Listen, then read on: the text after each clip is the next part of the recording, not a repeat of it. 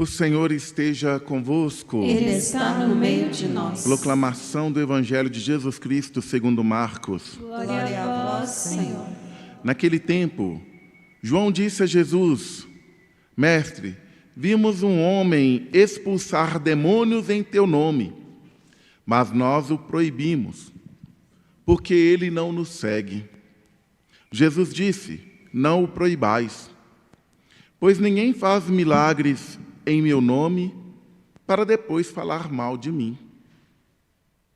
Quem não é contra nós é a nosso favor. Palavra da salvação. Glória a vós, Senhor. Que as palavras do Santo Evangelho perdoem os nossos pecados. Amém. Hoje nosso santuário, como eu disse anteriormente, está belíssimo, né? Tudo muito branco, muito frio, né? Que bom. O abençoado veio, trouxe a camisa do time, né, abençoado? Coisa boa, né?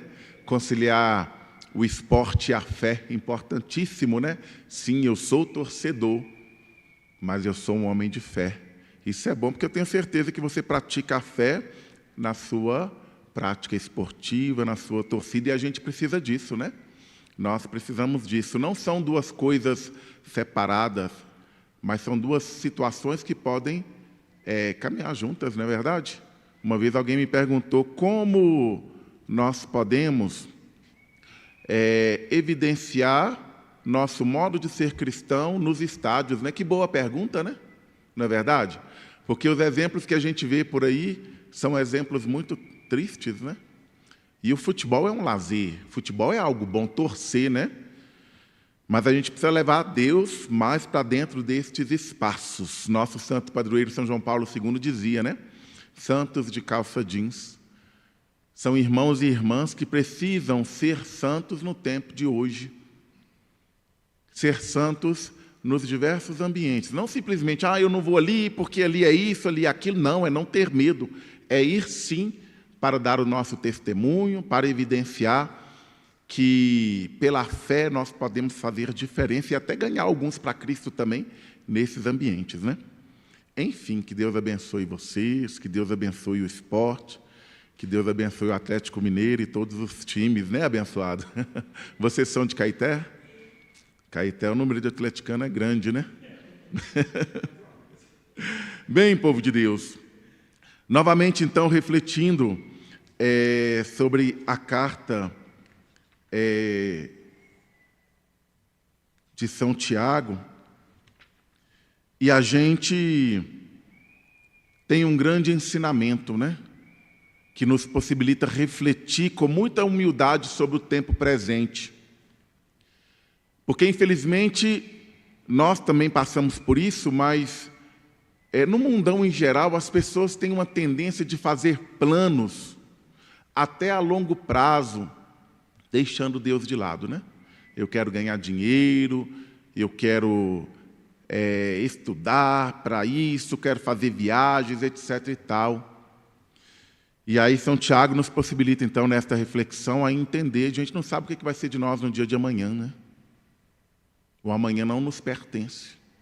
Não queremos dizer que com isso a gente não possa fazer planos, devemos sim, planejamentos, né?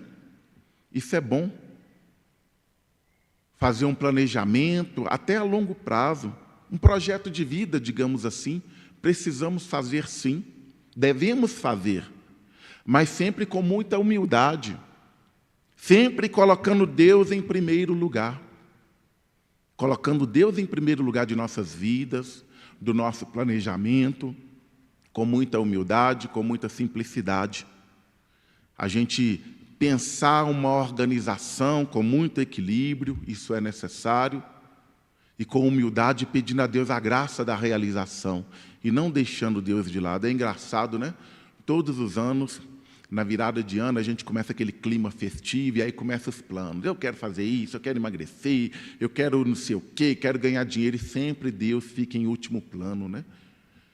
A gente deveria fazer o contrário, sempre colocando Deus em primeiro lugar dos nossos planos, dos nossos projetos, e com certeza Ele nos possibilitará uma boa realização. Ao levantar, a primeira coisa é colocar Deus em primeiro lugar, fazer a nossa oração, rezar com os salmos, né? Os salmos são orações da igreja. E quando nós rezamos o salmo, por mais que eu esteja ali rezando sozinho, eu estou em comunhão com uma igreja inteira. Então, levantar pela manhã, rezar. Quando nós fazemos, então, e quando temos um planejamento, levantar de manhã e pedir a Deus a graça da realização, a graça da bênção, pedir a Deus, Senhor, abençoa este meu dia, meu trabalho, meu projeto, as pessoas que eu vou encontrar ao longo deste dia. Se a pessoa vai dirigir, pedir a Deus para abençoar o trajeto, a ida, a vinda, o ambiente de trabalho. É muito comum, muitas vezes, recebemos convite para rezar nos ambientes de trabalho, e ali é ruim quando a gente chega num ambiente de trabalho, aquele clima de divisão, aquele clima pesado. Uma vez eu fui rezar num ambiente de trabalho, e aí quando eu cheguei lá, um clima de divisão muito grande. E até engraçado, porque eu convidei, vi que tinha um abençoado separadinho lá. E aí convidei ele para rezar, e ele não quis rezar porque ele era de outra religião, né? Então, mas mesmo assim, sem te ver, consegui convencer, ele trouxe, e a gente fez uma bonita reflexão da palavra de Deus.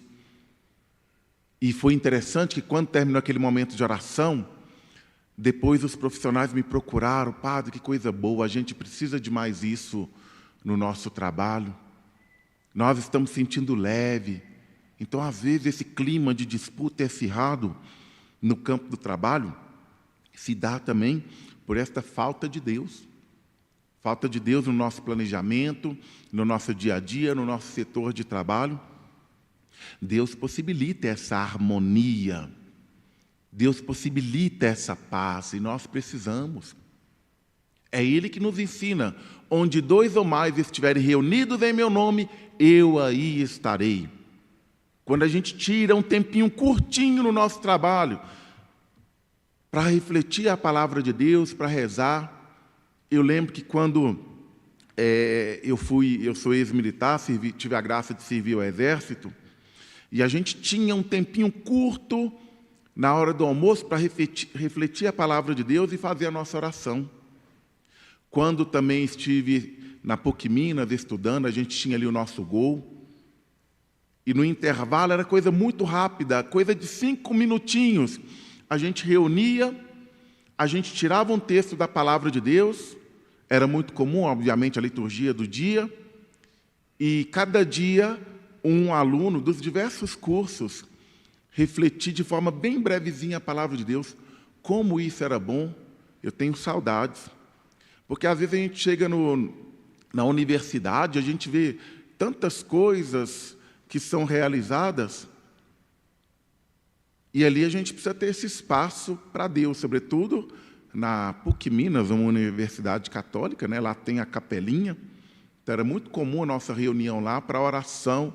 Como isso é bom. E a gente precisa se empenhar para isso sempre acontecer no nosso ambiente de trabalho, na nossa casa, sobretudo, né? Antigamente era interessante que a gente se reunia em torno da mesa para rezar o terço, para tomar a refeição e rezar o Santo Terço. Então, hoje a gente precisa, né, voltar com essas práticas espirituais que são muito boas, que são práticas que fazem uma grande diferença na nossa vida e no nosso dia a dia. A gente padece tanto pela ausência da fé, pela ausência da oração. Misericórdia, sofremos tanto. Não que com a oração e as práticas espirituais nós não vamos padecer um pouquinho, nem sofrer um pouquinho. Nosso Senhor nos ensina, né? O discípulo não é maior do que o mestre. Se o mestre enfrentou tudo isso, claro que nós também enfrentaremos, mas com ele é diferente. Com ele nós podemos dizer: eu sei em quem depositei a minha esperança, e esta não falha. Então a gente pode até padecer, sofrer um pouquinho, mas a gente tem certeza que em Cristo Jesus sempre encontraremos forças para combater o bom combate, para superar as dificuldades. Em Cristo Jesus nós temos a certeza, com Ele somos mais que vencedores. Então, povo de Deus, que possamos sim fazer os nossos projetos de vida, mas sempre com muita humildade, colocando Deus em primeiro lugar, não em último, e não deixando Ele de lado, mas colocando Ele no centro. Isso é importantíssimo para nós. Meus irmãos e minhas irmãs, o Evangelho, olha que coisa interessante, né? Os discípulos vão dizer então que viram alguém expulsando um demônio, e eles o proibiram. E Jesus vai dar este belíssimo ensinamento para não proibir, porque aquele que não está contra nós é a nosso favor. Olha, nós não temos o monopólio das boas ações, nós não somos uma instituição pela qual somente nós podemos e devemos fazer o bem e mais ninguém. Não. Nem o monopólio da evangelização. Não, pelo contrário. Nós devemos contar com a ajuda de todos. Não só podemos, devemos contar com a ajuda de todos. Imagine se todos pudessem evangelizar, pegar sua palavra para falar de Deus para o outro. Que coisa boa, para fazer o bem. Isso é muito bom. Quando nós praticamos o que é bom, nós estamos evidenciando a graça de Deus, que pede de nós a fraternidade, a solidariedade. Eu não preciso estar simplesmente com a palavra de Deus debaixo dos braços. Quando isso acontece é bom, mas não preciso simplesmente colocar ela debaixo do braço para sair mostrando que eu estou fazendo o bem em nome de Cristo. Não preciso. Não preciso simplesmente fazer o bem falando o nome de Cristo, do Senhor o tempo todo, mas eu preciso fazer o bem, porque quando eu faço o bem, eu dou o meu testemunho de fé. É isso que o Senhor quer de nós, irmãos e irmãs, é fazer o bem. Nós somos todos irmãos, então nós precisamos fazer o bem, que a gente possa colher aí este bom ensinamento, fazer o bem com humildade, com simplicidade, sem soberba, sem querer mostrar que eu estou fazendo bem. Nós precisamos fazer o bem com humildade, e não com soberba, e não para aparecer, e não para mostrar como faziam os fariseus, né? Eu dou o meu dízimo tantos por cento, eu não sou como este publicano. Imaginem que coisa triste, né? Não, fazer o bem sem olhar a quem, fazer o bem no nosso silêncio, com simplicidade. E assim nossa oração será acolhida, e assim o bem que fazemos, ele ganhará vida, ele será multiplicado, e nós precisamos fazer o bem. E ao praticar o que é bom sempre, todos os dias, nós faremos uma grande diferença, e que as nossas boas ações, elas possam sempre contagiar tantos outros irmãos e irmãs. E o mundo carece de coisas boas, povo de Deus. Vamos pensar aqui numa situação simplesinha, quando nós estamos aí dirigindo. Outro dia eu errei no trânsito, sem querer eu fechei o abençoado, e ele fechou a cara para mim assim. E se eu tivesse também fechado a cara para ele, imagine, né? Fechado o rosto para ele, imagina, eu fecho o rosto, ele fecha também, aí começa aquela coisa, aquela brigaiada misericórdia. Mas aí quando eu fechei ele, que ele fechou o rosto dele para mim, aí eu dei um sorriso, meu irmão, me perdoe, e com muita simplicidade fui ali dialogando, e como mudou toda aquela realidade, né? Como mudou aquela situação, e foi bom que a gente faça isso em todos os lugares onde estivermos, no nosso dia a dia, no nosso lar, fazer o bem sem olhar a quem, no trânsito, principalmente aquelas realidades que são conflituosas, né? Ontem a gente recordava isso. Vem aí um tempo difícil, o tempo da política. Nós vamos precisar muito de boas pessoas para levar as boas ações, palavra de Deus, a estes ambientes. E não nós nos unirmos a situações conflituosas para potencializar isso de forma alguma, mas é estar ali para tentar ajudar, para ser uma força de reação para fazer o bem. Que Deus nos possibilite a isso. Que Deus nos possibilite reconhecer o bem no outro, a ajuda que o outro faz, em favor de outros e também de nós, e que sejamos semeadores da graça de Deus, da boa vontade em todos os lugares. Vamos fechar os nossos olhos e, num breve instante de silêncio, deixar com que a palavra de Deus ilumine e dissipe as trevas dos nossos corações.